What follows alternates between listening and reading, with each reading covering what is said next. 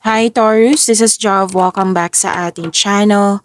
By the way, Taurus, this is your weekly gabay tarot reading ngayong August 5 to 9, 2026. Gamitin ang reading na ito bilang gabay lamang. Tandaan, Taurus, kunin niyo lamang ang mga mensaheng tumatama sa inyong sitwasyon at iwanan ang hindi. Gabay lang ito at ikaw pa rin ang may hawak ng tadhana mo. Kung handa ka na, Taurus, tingnan natin kung ano ang gustong sabihin sa iyo ng universe ngayon.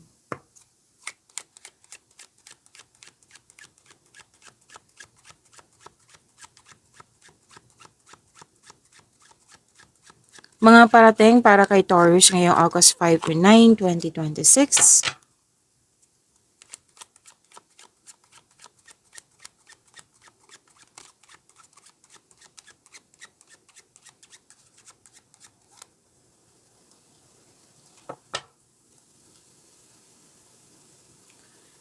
Okay, Taurus, may nakita ko dito mga kausap. May kausap ka na pwedeng nakapag-decide ka tapos, oh, ito yung decision ko.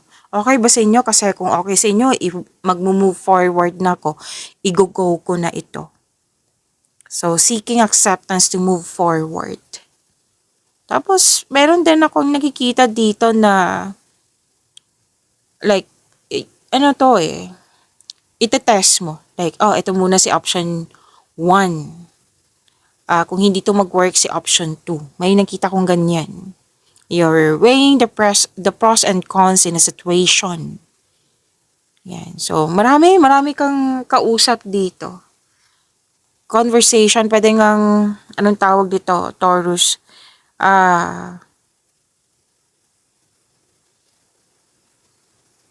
Anong tawag nito?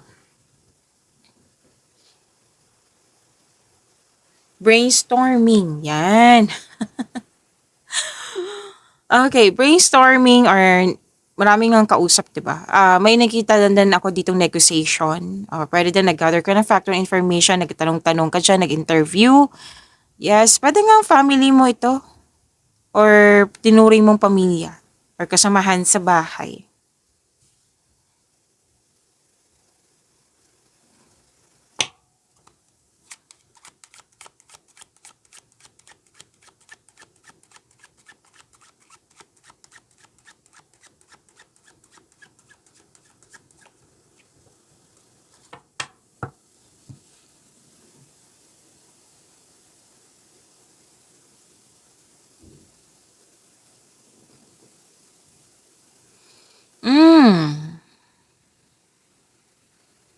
May concern ka sa irresponsible or hindi nag-iingat. May nakita ko dito na hindi makapag-decide like, oh, decision ko na to, go ko na. Tapos, after an hour, iba na naman. Iba na naman. Oh, yung laban bawi, laban bawi. May mga kita kong ganyan. And that's fine, that's normal. Alamin mo lang kung ikaw man ito, alamin mo lang, baka komento mo kasi to. Like nasabi mo to nang dahil sa ginagawa to sa isang tao. Again, pwedeng sa ibang tao to na komento mo, ano nung taong to hindi makapag-decide? Pwede. Or kung ikaw man to, yan. Alamin mo muna kung bakit ka nagkaganyan. Bakit hindi ka hanggang ngayon hindi ka makapag-decide pabago-bago. Is it fear? I-identify mo para matulungan mo yung sarili mo. Pwede yung taong pasaway sa iyo is an air signs, Gemini, Libra, and Aquarius. Kasi may lumabas dito na air signs. Or ito yung, yun nga, yung concern mo.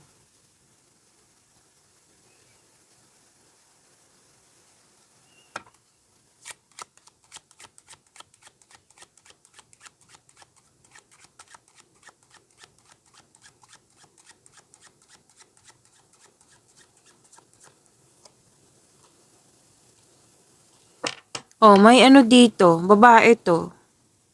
Nakipag-rival sa'yo, nakipag-compete, nagko-compare, an enemy. Dalawang card na mismo nagsabi niyan na may concern ka sa ganyan. Or pwedeng magkaiba yan sila. Basta diretsyon sinabi ng yung card dito, an enemy. Kung ikaw ay babae na puwedeng ikaw 'to na parang kalaban mo yung sarili mo, puwedeng nag-self-pity or pine-pressure mo yung sarili mo.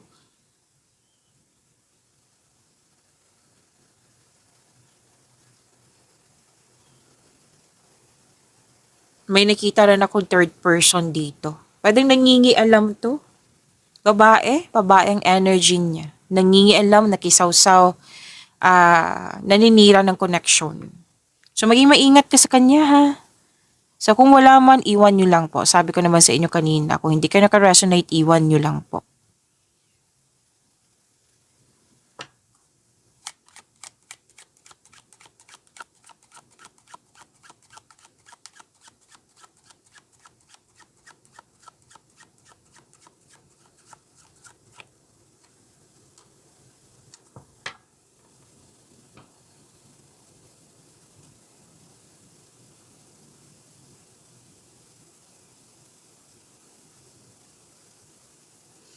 Okay,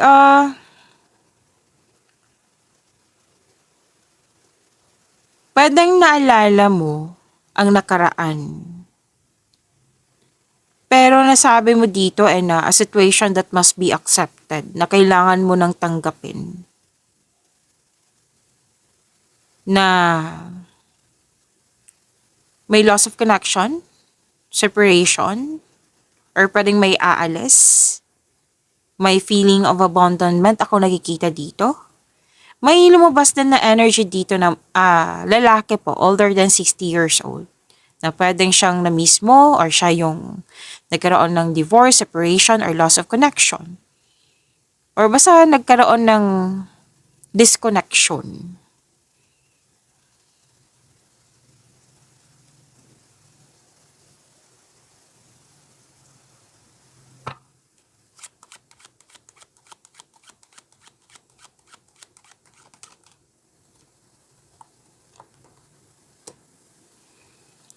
Gusto niyo mong magpahinga sa bahay kasi you felt calm, relax, and security pag nasa bahay ka.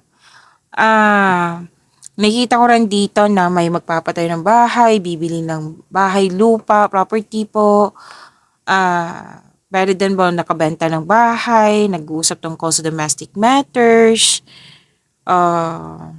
heart of the issue. Pwede din home-based yung trabaho niyo po or may bago kayong project. May nakita ako dito ang family and emotional bonds. May family harmony. Wow, ang claim niyo po ito.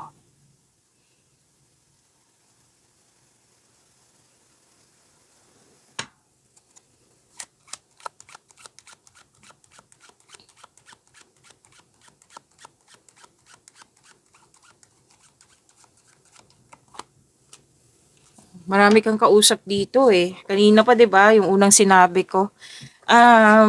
May ano dito, financial assistance.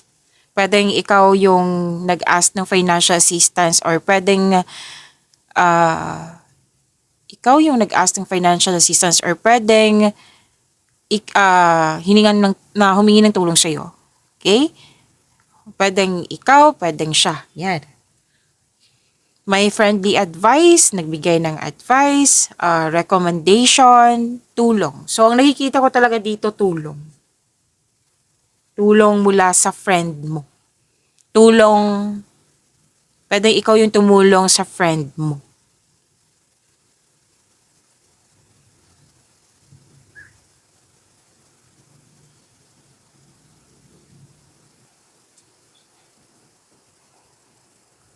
May young unmarried woman dito. Puro babae. Dalawang card po mismo nagsabi dito, babae. Na pwedeng ka-blind date or a friend or a daughter or sister or friend o basta inosente at very sincere. Okay? Dalawang card po mismo ang nagsabi niyan.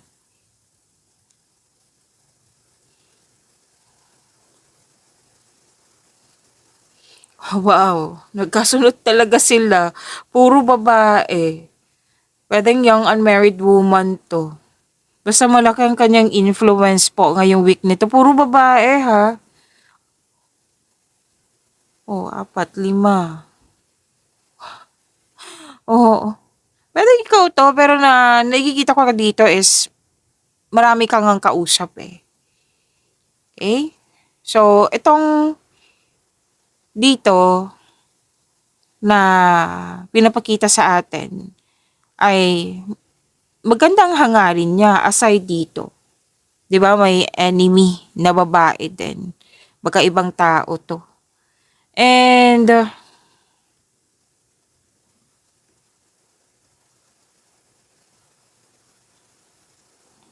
may hinihintay ka, you're believing in a positive outcome. In the near future, like you're believing in a positive outcome na all is possible through faith. So may success, may attainment, may mahalagang ganap sa investment mo. May pag-asa dito eh. Ah, oo, pag-asa kasi kung nililigawan mo 'to, kung lalaki ka ha, puwedeng may pag-asa ka or puwedeng close friend mo 'to na nagbigay sa'yo ng pag-asa or umaasa kang mag-usap kayo. Kasi may nakita kasi akong energy dito na disconnection. Oo, hindi kasali yung 60 plus, 'di ba? Kanina na lalaki. So may nagsabi kasi sa akin ngayon na may disconnection kasi sa babae. Some of you naman. Kasi sinabi naman kanina na klarong-klaro na siya yung nagbigay ng pag-asa sa iyo, nagbigay ng advice.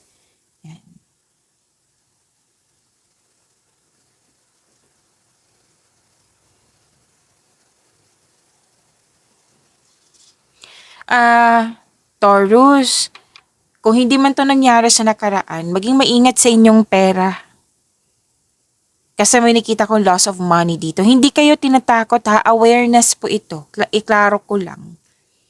Baka mag-react dyan ng iba, lalo na mga bago dito. Oo. So, this is awareness. At least alam mo, 'di ba, na may loss of money. Pwedeng nawala, kinuha, na-damage, nagasta, or ninakaw. So, kung may mga offer dyan, pag-isipan na mabuti. Kung may maghihiram ng pera sa'yo, pag-isipan na mabuti. Yung mga pera mo na kung saan-saan mo nilagay, nako, i-secure yan. Kung mag-invest ka, yan. Pag-isipan talaga na mabuti. Or kung maggasta ka sa isang bagay, pag-isipan na mabuti kung karapat-dapat ba. Kasi ayaw ng card na mamroblema ka sa pera. Kasi kung magbabaya ka, nakikita ko dito yung pagsisisi. Parati kang naanoy, negative emotions, bad mood. So, pwedeng nagalit ka. So, kailangan mong ingatan. Okay? Lalo na't pera ang nakikita ko dito.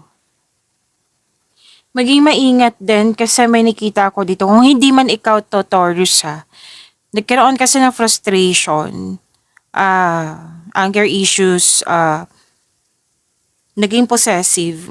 Like, gumagawa ng, may ano dito eh, it might be iba to, kasi may ano dito, nang dahil sa nasaktan, gumagawa na ng hindi maganda. Kung hindi man ikaw to, Sagittarius, maging maingat kayo sa mga tao dyan. Let's say na kung sino yung iniisip nyo ngayon na nagalit sa'yo, so, i-pray mo kay God. Ask for protection. So again, hindi ko kayo tinatakot. Baka may sinasabi dito baka may sinasabi siya na hindi maganda eh. So kahit, kumbaga, i-pray mo. The best way is to pray. I-pray mo kay God yan. And hingi ka ng divine assistance. At kung ikaw man to ang may balak ng masama, dahil sa nasaktan ka, naku, huwag mo ituloy yan. Okay? Kasi hindi yan nakakabuti sa'yo.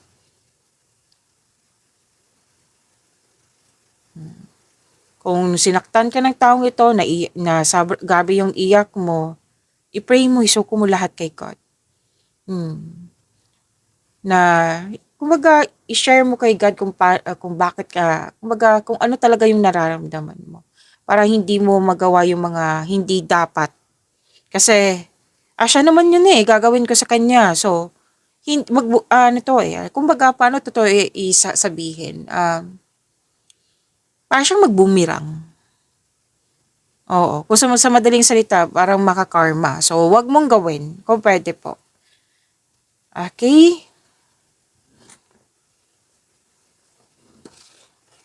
So, kuha tayo ng message for you, Taurus.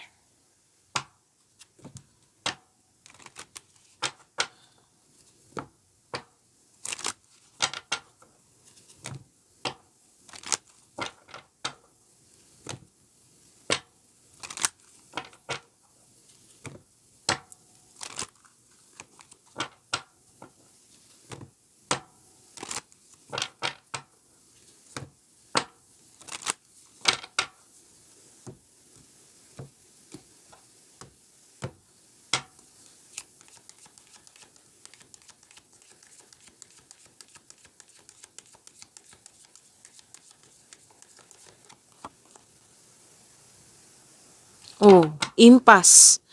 Reflect and redirect your energy. Kailangan ng time for reflection. Sabi ko naman sa inyo di ba, na bago mag-react, bago magalit, bago mag-panic, pag-unawa ay kailangan. Tapos, the strongest move kasi is to pause and rethink. Kailangan ko bang magalit? Kailangan ko bang mag-react ng ganito? Kailangan ko bang mag-panic? Yan. So, hindi naman natin kontrolado yung mga miscommunication, cancellation, delay ba ito? Oo. Pero kung na-feel mo na talaga na na-disappoint ka, kailangan niya ng time for reflection. You need to slow down. Baka nagmamadali ka na dyan. Mas naguguluhan ka. O baka kulang ka sa tulog. Kulang ka sa, anong tawag nito? Kulang ka sa pahinga.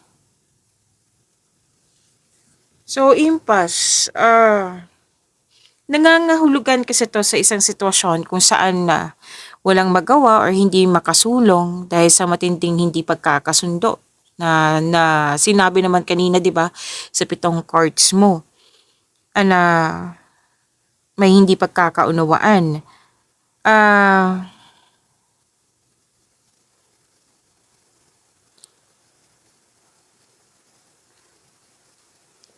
Kailangan ka sa tong kumbaga i-redirect mo yung energy mo. Yung sinabi ko kanina na maging kalma, ano tawag dito, pahinga. So, let's start sa inyong career. Isa-isahin natin. Sa career, kung pakiramdam mo ay natigil lang yung career or parang, ano tawag dito, slow, ang progress or growth, huminto muna. Kasi kanina ko pa nakikita na pressure ka na. Okay? Isipin kung ang kasalukuyan mong trabaho ay tugma ba sa iyong mga pangarap. So, kailangan talaga ng time for reflection. Kasi sa time for reflection, andyan yung pahinga, andyan yung sagot sa inyong mga katanungan, solusyon sa inyong problema. Ma-re-energize ka niyan. Baka kasi napagod ka na eh. Dahil sa hindi mo na talaga gusto ang yung mga ginagawa or hindi ka na inspired nga. So, pagbabago ng direction, redirect. Huwag sayangin ang lakas sa pagrereklamo. Gamitin ang oras na ito para mag-aral ng mga bagong kasanayan, yung skills. Maghanap ng mga bagong oportunidad o mag-apply sa ibang kumpanya na mas magpapahalaga sa iyo.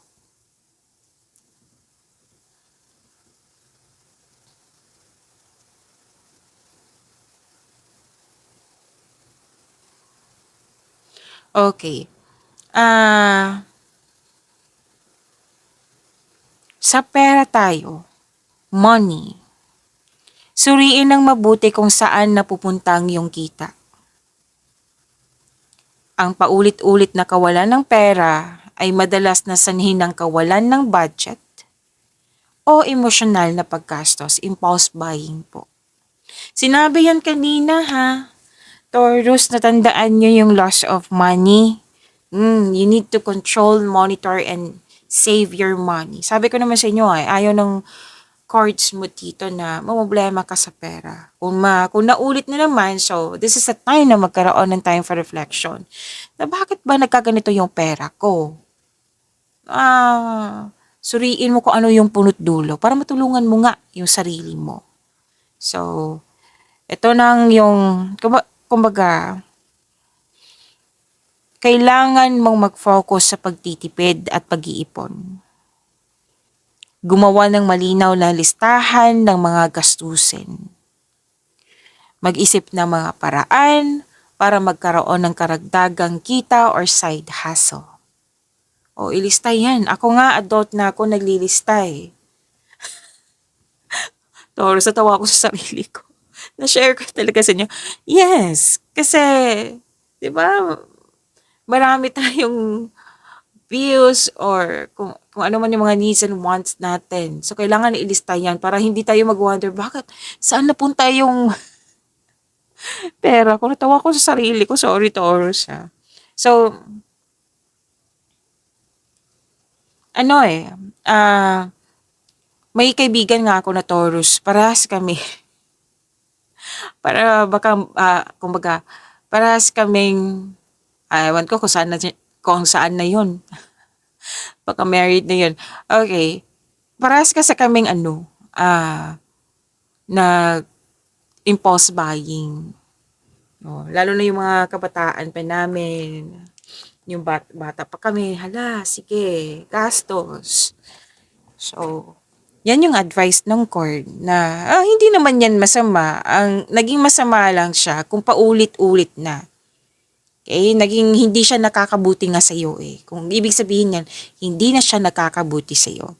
So, ito, ang universe, sinasabi dito, Taurus, panahon na syempre, may na-earn kang money and deserve nyo naman yan.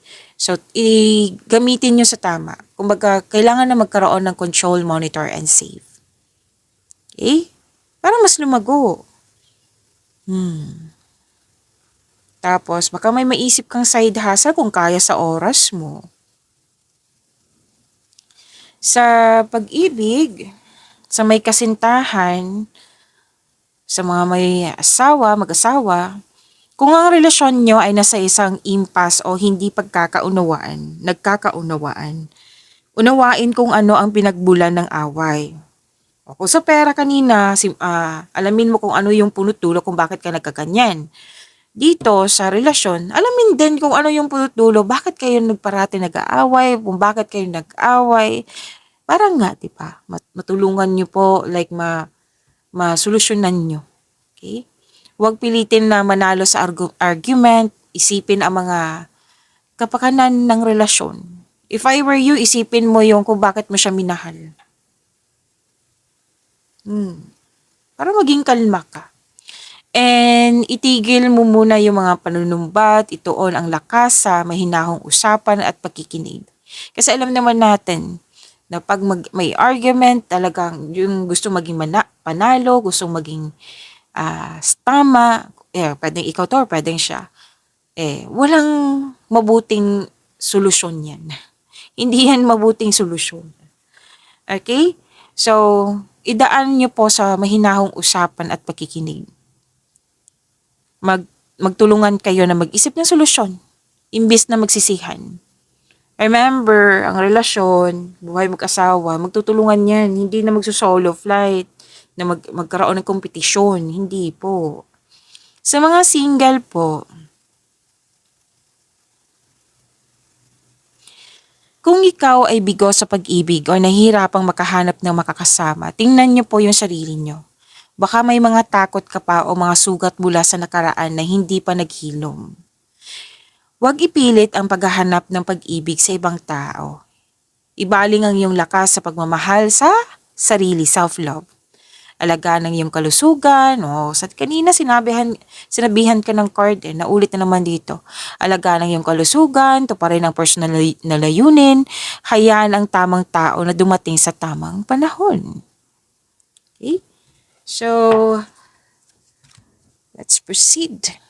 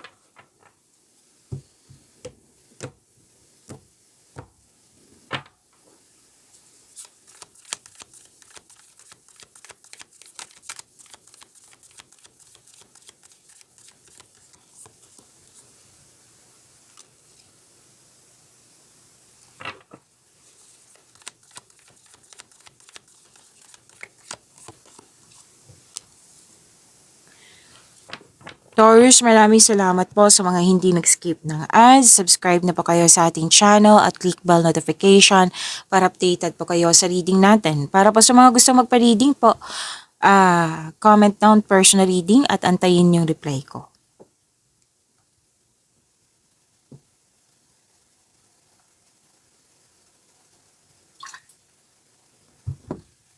Uminom lang po ako ng tubig. Wow, opportunities. May pag-asa.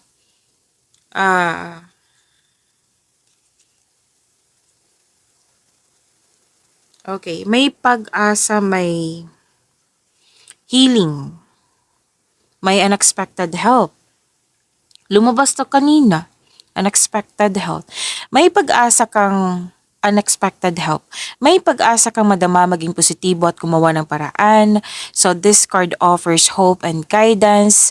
Kung nahihirapan ka ngayon, have faith that your luck, L-U-C-K, is about to change for the better. So all your dreams are coming true. Ano to ha?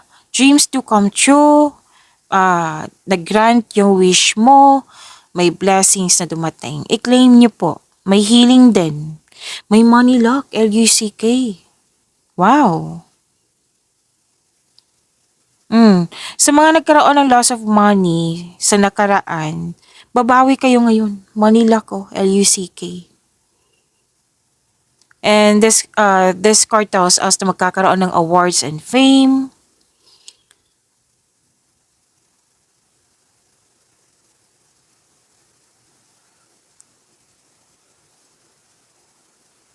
You're building stability, conserving resources.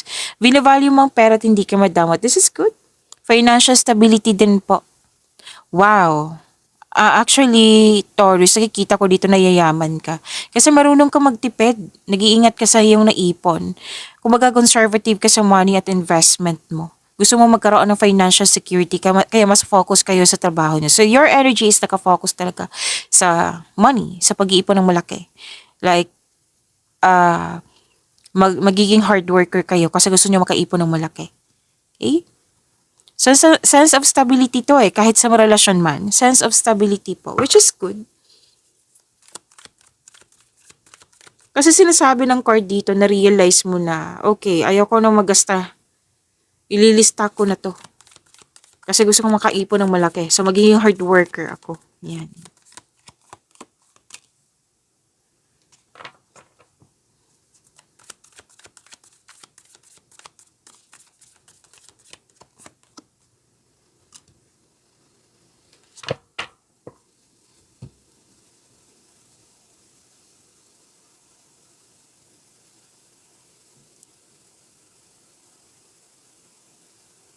Sa career and money mo, may nakita kong kontrata dito.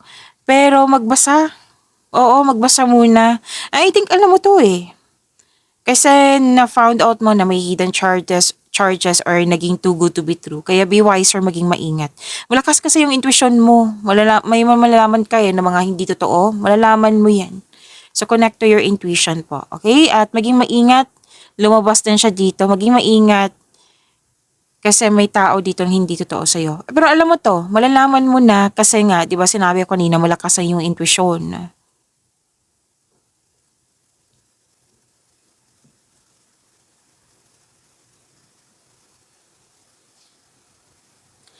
So, bumuo ng diskarte upang makuha ang gusto mo. Tapos, umiwas kayo sa toxicity. Kasi dalawang card mismo nagsabi dito na may taong malapit sa'yo na hindi totoo. Alam mo yan ha, sinabi na yung card dito. Alam mo kung sino yan.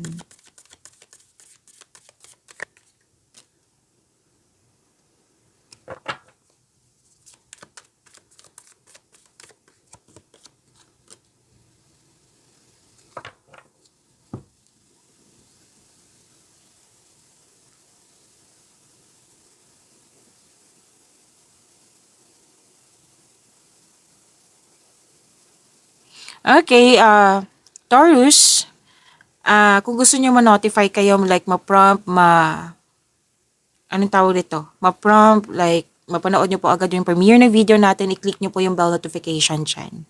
Kung hindi niyo alam kung paano, magpaturo po. Huwag niyo din kalimutan na mag-subscribe sa channel natin. At, anong tawag dito? Nag-offer po ako ng personal reading. Okay, nag-offer ako ng personal reading. Comment down personal reading at antayin yung reply ko.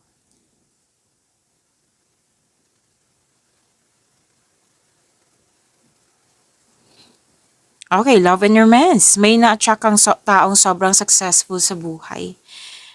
Masaya at ready na ito sa seryosong relasyon. Sa mga marelasyon sa buhay mag-asawa, love and happiness overflow. Deserve niyong magbakasyon, mag-relax at mag-enjoy po.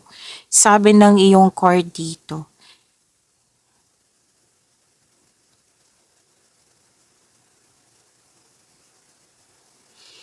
Okay. So, deserve nyo nga magbakasyon kasi masyado kayong busy sa pag-aaral ba or sa trabaho. Naintindihan ko naman ang iba dito kasi breadwinner. Parang nabibigatan nga kayo, oh. So, kailangan yung may kausap or kausapin mo yung... Kasi someone is relying on you for emotional and financial support.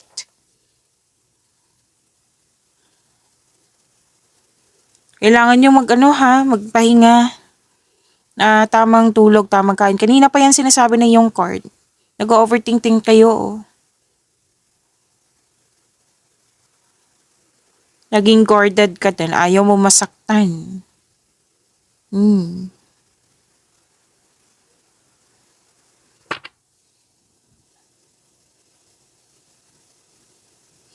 Marami kayong maliligaw, marami kayong nililigawan. Kaya sinabi kanina dito, oh, dalawang card mismo nagsabi dito, nag-overthink kayo. So, balansin lang po, huwag masyadong mag-isip. Sa mga relasyon sa buhay mag-asawa, umiwas kayo sa temptation. Sa bagay ba to, sa tao ba to, basta umiwas kayo sa temptation kasi sakit sa ulo yan, kung pwede po. Pag-imanin niyo po yung blessings na binigay sa inyo, Taurus. See you tomorrow. Maraming salamat.